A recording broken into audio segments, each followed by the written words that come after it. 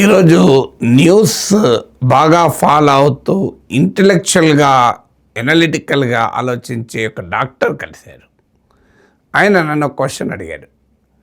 Sir, ఒకప్పుడు మీడియాలో వచ్చే క్రిటిసిజాన్ని పెద్దగా సీరియస్గా రాజకీయ నాయకులు తీసుకునేవారు కాదు, రాజకీయ పార్టీలు తీసుకునేవి కాదు. కానీ ఈ మధ్య మీడియాలో కానీ సోషల్ మీడియాలో కానీ ఏ చిన్న క్రిటిసిజం వచ్చినా ఎందుకు సహించలేకపోతున్నారు రాజకీయ నాయకులు, ఎందుకు సహించలేకపోతున్నాయి రాజకీయ పార్టీలు, ముఖ్యంగా క్రెడిబిలిటీ ఉన్నటువంటి సోర్సెస్ నుంచి విమర్శ వస్తే దాన్ని ఉపయోగించుకోవాలి వాస్తవమైతే. ఎందుకంటే తప్పేమైనా ఉంటే సరి చేసుకోవటానికి అవకాశం ఉంటుంది, దానివల్ల ఆ పార్టీలకే లాభం. కానీ అలా అంగీకరించలేకపోతున్నారు ఎందుకని అని అడిగారు. సో ఇది వెరీ ఇంట్రెస్టింగ్ క్వశ్చన్. ఇది అందరికీ ఉపయోగపడుతుంది కనుక మీతో కూడా షేర్ చేసుకుందామని. నిజమే, అది ఒకప్పుడు ఆర్కే లక్ష్మణ్ కార్టూన్ వేస్తే జవహర్లాల్ నెహ్రూ దాన్ని చూసి ఎంజాయ్ చేసేవారు. సో తన పైన కార్టూన్ వేస్తే నెహ్రూ ఎంజాయ్ చేసేవారు. ప్రభుత్వాన్ని పార్లమెంట్లో తీవ్రంగా విమర్శిస్తుంటే ప్రైమ్ మినిస్టర్ కూర్చొని నోట్స్ రాసుకునేవారు. డాక్టర్ రామ్ మనోహర్ లోహియా బాగా గట్టిగా నెహ్రూ ప్రభుత్వాన్ని విమర్శిస్తుంటే స్పీకరు నీ సమయం అయిపోయిందని డాక్టర్ రామ్ మనోహర్ లోహియా గుర్తు చేస్తే ప్రైమ్ మినిస్టర్ లేసి, అధ్యక్ష మా వాళ్ళ టైం కట్ చేయండి, అధికార పార్టీది, మా వాళ్ళు ఎలాగో మమ్మల్ని పొగుడుతూనే ఉంటారు, అందులో మాకు ఉపయోగపడేది ఏముండదు, అందువల్ల డాక్టర్ రామ్ మనోహర్ లోహియాజీకి సమయం పెంచండి, అతను విమర్శించేది మాకు ఉపయోగపడుతుంది అన్నాడు. సో ఇలా క్రిటిసిజాన్ని మీడియాలో కానీ పొలిటికల్ అపోజిషన్ నుంచి కానీ వచ్చే క్రిటిసిజాన్ని సహృదయంతో తీసుకొని దాన్ని సమీక్షించుకొని సరిచేసుకునేటువంటి స్వభావము రాజకీయ నాయకత్వానికి ఉండేది. ఇప్పుడు అది కాస్త కంప్లీట్గా పోయింది. మా అభిప్రాయంతో ఏకీభవిస్తావా లేదా చస్తావా, మా అభిప్రాయంతో ఏకీభవించకపోతే మిమ్మల్ని మేము శత్రువుగానే చూస్తాం. ఇది రాజకీయంగా వారికి కూడా ఉపయోగపడేది కాదు. ఎందుకంటే మీడియా, ఫ్రీ మీడియా ఒక అడ్వాంటేజ్. అందుకే నెహ్రూ గారు అంటారు, free media with all its limitations is better then the controlled media అంటాడు. నియంత్రిత మీడియా కన్నా స్వేచ్ఛాయుత మీడియా ఎన్ని పరిమితులు ఉన్నప్పటికీ చాలా మంచిది అంటాడు. నెపోలియన్ మామూలు వాడు కాదు కదా. నెపోలియన్ అంటాడు, దశ దిశల నుంచి శత్రు సైన్యాల బుల్లెట్లు నా పైకి వచ్చినా నేను భయపడను, కానీ ప్యారిస్ నగరంలో ఉన్న 4 దినపత్రికలకు భయపడతాను అన్నాడు. సో ఆ లెవెల్లో ఉండేది. పొలిటికల్ ఎకానమీ ఆఫ్ హంగర్ అనే పుస్తకంలోను ఇతర పుస్తకాలను అమర్త్య సేన్ మాట్లాడాడు. Free media provide the warning signals of an impending crisis అని, రాబోయే సంక్షోభ ప్రమాద గంటికల్ని ముందుగా వినిపిస్తుంది. దీనివల్ల ఎవరికి లాభం? మీడియాకి లాభం కాదు, ప్రశ్నించిన వ్యక్తికి లాభం కాదు, ఆ ప్రశ్నలో జనైనిటీని గుర్తించి సరిచేసుకున్న పార్టీకి లాభం, నాయకుడికి లాభం. కానీ మరి ఎందుకని ఈ ధోరణి పెరిగింది అంటే, criticism whether in the parliamentary arena కావచ్చు, మీడియాలో కావచ్చు, క్రిటిసిజాన్ని ఎందుకు అంగీకరించలేకపోతున్నారు? Why dissent is criminalize, why dissent is criminalize. Sedition కేసులు పెడుతున్నారు, జర్నలిస్టుల పైన రాజద్రోహం కేసులు పెడుతున్నారు, జర్నలిస్టుల పైన యూఏపీఏ కేసులు పెడుతున్నారు, జర్నలిస్టుల పైన అటాక్స్ చేస్తున్నారు, జర్నలిస్టుల పైన క్రిమినల్ కేసులు పెడుతున్నారు. ఎందుకు పెడుతున్నారు అంటే దీనికి కారణాలు ఏంటి? మరి ఒకప్పుడు మీడియా ఉంది, ఇప్పుడు మీడియా ఉంది. నిజమే, నా అనుభవం కూడా. నేను గతంలో, ఇప్పుడు కాదు, నేను 40 years నుంచి రాస్తున్నాను. సో నిజమల్లి జనార్దన్ రెడ్డి ముఖ్యమంత్రి ఉండగానే glad to see him go అని ఆర్టికల్ రాశాను. అప్పుడు మా వైస్ ఛాన్సలర్కు చీఫ్ మినిస్టర్ ప్రసాద్ వెదర్ ఫోన్ చేశాడు, నేను అలాగే రాస్తాను, ఏం చేసుకుంటూ చేసుకోపో అని చెప్పాను. కానీ ఏమీ చేయలేదు ముఖ్యమంత్రి. ఆ తర్వాత వచ్చిన అనేక మంది ముఖ్యమంత్రుల పైన వ్యాసాలు రాస్తూ వచ్చాను, టీవీలో వ్యాఖ్యానిస్తూ వచ్చాను, తీవ్రంగా ప్రశ్నిస్తూ వచ్చాను, తూర్పారపడుతూ వచ్చాను. కానీ ఎక్కడా సీరియస్గా తీసుకోకపోయేవారు. అంటే ఇదేదో మాకు శత్రువులుగా భావించే వాళ్ళు కాదు. ఏది మీ పని మీద చేసుకుంటూ వెళ్తారు. కొంతమంది దాని నుంచి నేర్చుకున్న వాళ్ళు, కొంతమంది నేర్చుకునే వాళ్ళు కూడా కారు, సఫర్ అయ్యే వాళ్ళు వాళ్ళే. ఇప్పుడు ఎందుకు ఈ ధోరణి పెరిగిందంటే మొదటి కారణం మీడియా స్వభావం కూడా మారింది. ఒకప్పుడు ప్రింట్ మీడియా ఉన్నప్పుడు ఎంతమంది ప్రజలు వ్యాసాలు చదివి దాన్ని అర్థం చేసుకొని రాజకీయ వ్యవస్థ పైన, ప్రభుత్వాలపైన ప్రజాభిప్రాయం వచ్చేది నెగ్లిజిబుల్. చాలాసార్లు మనం రాసినామని చెప్పుకోవాల్సి వచ్చేది.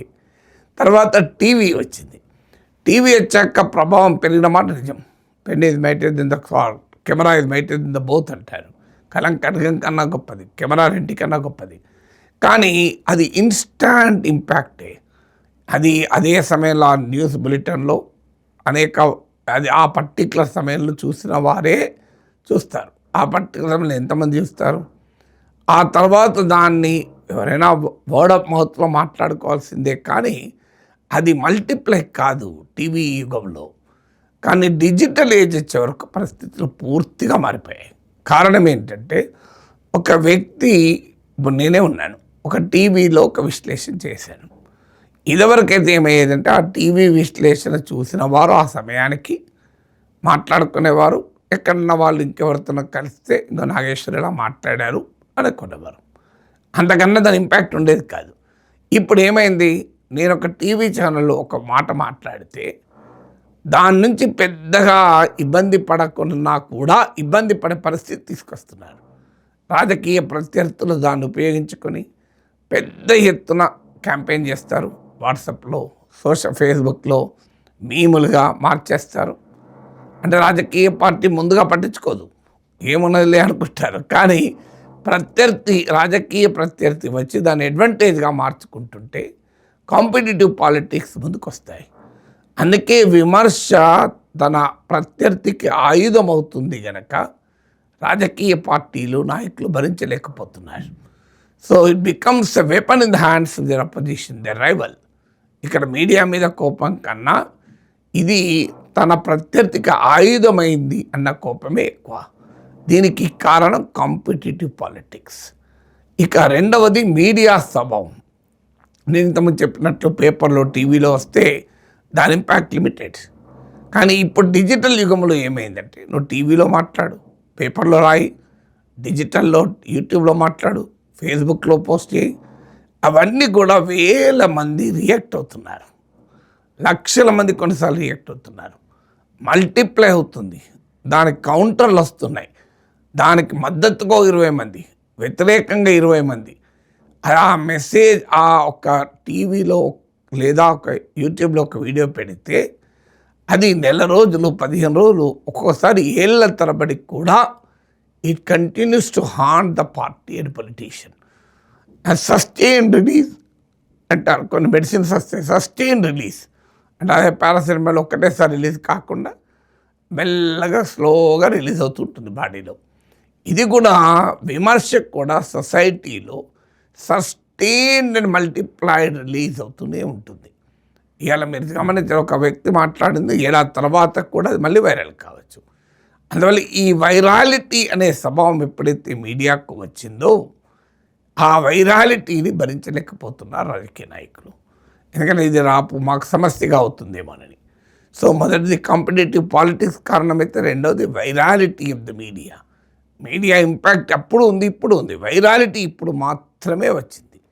ఇక మూడవది కన్జంప్షన్ ఆఫ్ ద మీడియా విపరీతంగా పెరిగింది. డిజిటల్ ఏజ్లో ముఖ్యంగా digital news consumption, digital content consumption విపరీతంగా పెరిగింది. అంటే పత్రికలు చదివేవాళ్ళు, టీవీ న్యూస్ చూసేవారు, టీవీ డిబేట్లో ఫాలో అయ్యేవారి సంఖ్యతో పోలిస్తే డిజిటల్ న్యూస్ కన్జంప్షన్ అనేది మామూలుగా పెరగలే.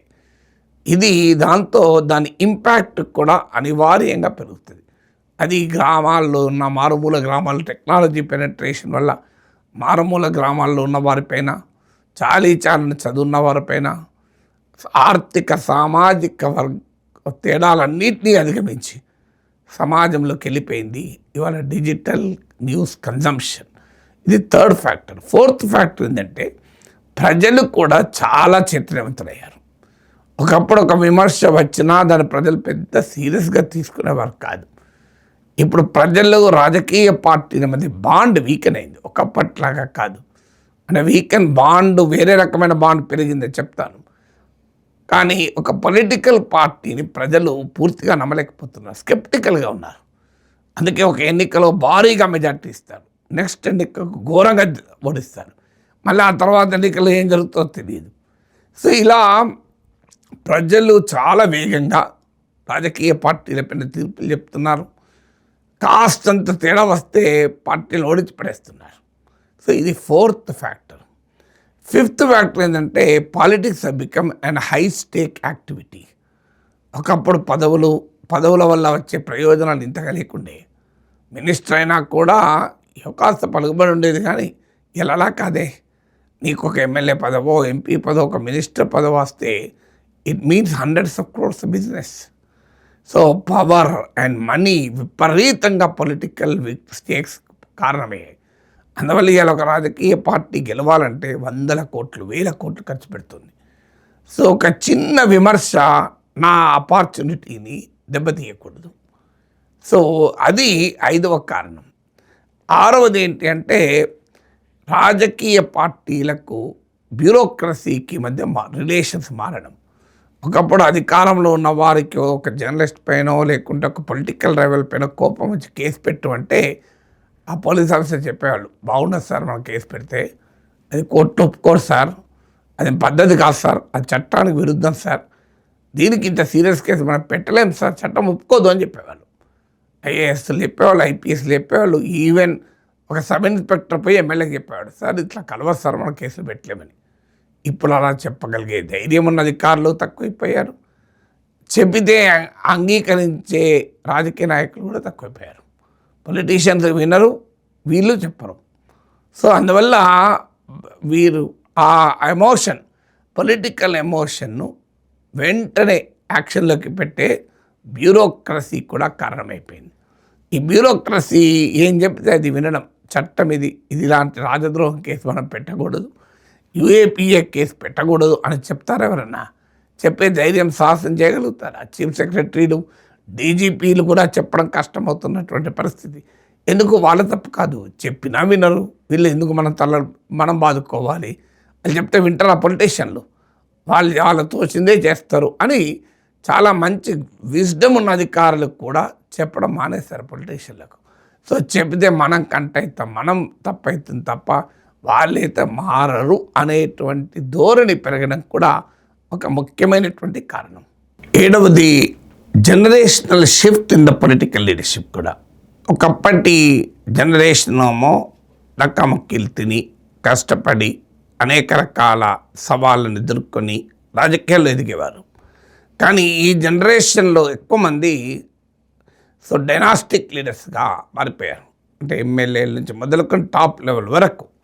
సో వారి తండ్రులు తాతలు రాజకీయ నాయకులు కనుక వాళ్ళు కూడా రాజకీయ నాయకులుగా మారిపోతున్నారు. సో వీరికి ఇమ్యూనిటీ తక్కువ ఉంటుంది, ఎందుకంటే కాన్ఫిడెన్స్ తక్కువ ఉంటుంది. మీకు అనుభవాలు, సమాజంలో పల్టీలు కొట్టి అనేక రకాల సవాళ్ళను ఎదుర్కొని వచ్చిన వాళ్ళలో ఉండే ఇమ్యూనిటీ కానీ కాన్ఫిడెన్స్ లెవెల్ కానీ మీకు కొత్త జనరేషన్ ఆఫ్ లీడర్షిప్లో ఉండడం లేదు. కొత్త జనరేషన్ ఆఫ్ లీడర్షిప్లో ఇన్సెక్యూరిటీ, ఇన్ఫీరియారిటీ, తామను లేదు, అరగెన్స్, ఇవన్నీ కూడా చోటు చేసుకుంటున్నాయి. ఎందుకంటే వారికి ఇమ్యూనిటీ తక్కువ ఉంటుంది. మీరు చూడండి, ఎందుకంటే ప్రొటెక్టెడ్ చిల్డ్రన్ వాళ్ళు, ప్రొటెక్టెడ్ చిల్డ్రన్కి ఎప్పుడు కూడా ఇమ్యూనిటీ తక్కువ ఉంటుంది. ఇప్పుడు మీరు మట్టిలో ఆడి దుమ్ములో దుమ్మై మాటలో వానలో వానై ఎండలో ఎండైన బిడ్డ ఏ చిన్న సీజనల్ చేంజ్కి ఏమీ కాదు వాళ్ళకు. కానీ మంచి కారులో తిరుగుతూ ఏసీలోనే ఉంటూ చాలా ప్రొటెక్టెడ్ ఎన్విరాన్మెంట్లో ఉంటే ఒక్కసారి వర్షంలో పోయిరమ్మనండి, ఇక తుమ్ముతూనే ఉంటాడు, దగ్గుతూనే ఉంటాడు, జ్వరం కూడా వచ్చేస్తుంది.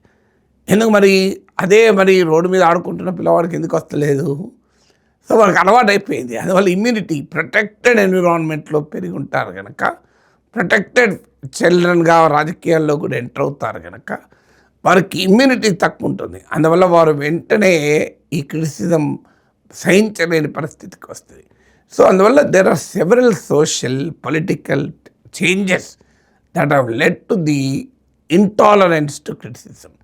విమర్శ పట్ల అసహనం ఈ స్థాయిలో పెరగటానికి కారణాలు ఇవి.